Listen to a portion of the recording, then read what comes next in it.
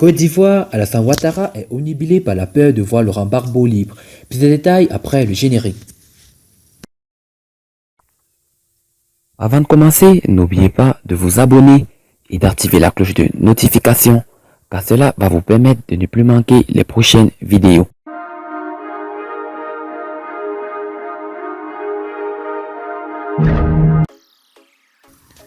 Les 6 et 7 février 2020 se tiendra à La Haye une audience relative à la levée ou non des restrictions sur la liberté accordées à Laurent Gbagbo et à Charles Blé Goudé, suite à l'acquittement prononcé le 1er février 2019 par la chambre de première instance de la CPI. Kakou accuse Ouattara d'être à la base de la rétention de Gbagbo par la CPI.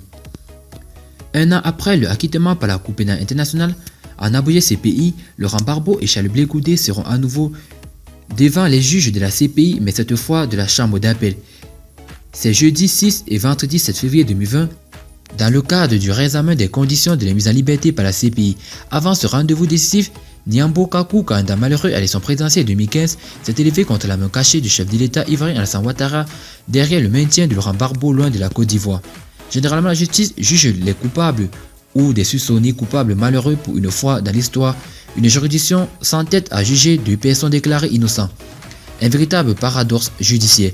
Alassane Ouattara, qui tient un bout de la ficelle, omnibulé par la peur de voir Gbagbo libre, n'aura jamais le courage de lâcher sa part de ficelle, dénonce-t-il sa page Facebook. Assurant qu'il sera bel et bien à La Haye, aux Pays-Bas ce jeudi, jour d'audience, le candidat malheureux à la présidence de 2015 a promis d'y faire une déclaration dans laquelle il entend demander au président français Emmanuel Macron de faire stopper cette hypocrisie en faisant arrêter ce procès qui met la grande France dans la boue. La France a fait voter en 2011 la résolution 1975 à l'ONU dont ses conséquences continuent par cette imbroglio judiciaire. La France doit assumer sa responsabilité. La politique n'est pas uniquement la pratique de la langue de bois. La politique, c'est aussi de temps en temps être courageux et reconnaître son tort. Si la France a été le problème, la France doit être la solution pour faire arrêter ce procès, dit-il. Ajoutant que les Ivoiriens, la Côte d'Ivoire, le peuple tout entier ont besoin de leurs deux fils au pays.